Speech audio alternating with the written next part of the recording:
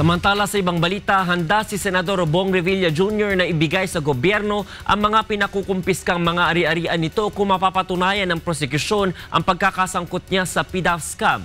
Ito ang balita ni Joyce Balancho. Wala pa silang napapatunayan kahit 5 na ninakaw ko sa gobyerno. So sabi ko nga kung may papatunayan nila na ginawa ko talaga yon, kahit lahat ng pera ko na pinaghirapan ko pa nung bata ko na para sa mga anak ko na legal, handa kong ibigay sa gobyerno. Hinamon ni Senator Bong Revilla Jr. ang prosekusyon na patunayan na nagkamal siya ng kaba ng bayan gamit ang PDAF scam bago niya kusang loob na ibigay sa gobyerno ang mga ari-arian at yaman na pinapakumpiska ng kampo ng prosekusyon.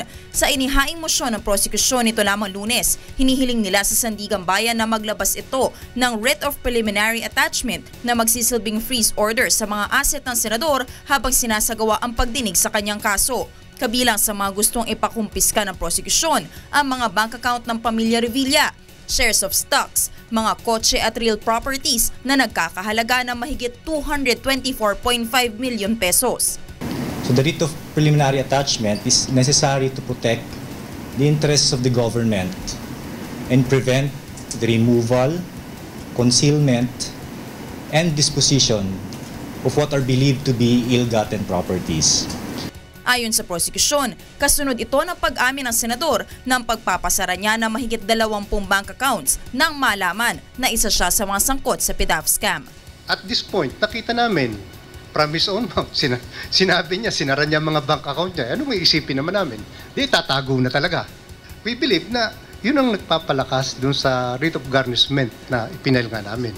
Samantala, ipinagpatuloy ngayong araw ang bail hearing ni Senator Bong Revilla Jr. Ngunit pansamantala itong sinuspende kanina umaga nang hindi pa handa humarap bilang testigo si Joey Narciso mula sa National Bureau of Investigation.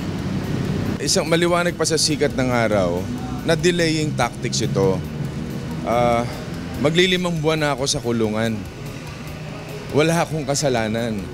There's no indication at all that the prosecution is delaying the prosecution of these cases. In fact, we're the ones trying to expedite the presentation of our evidence and to complete it.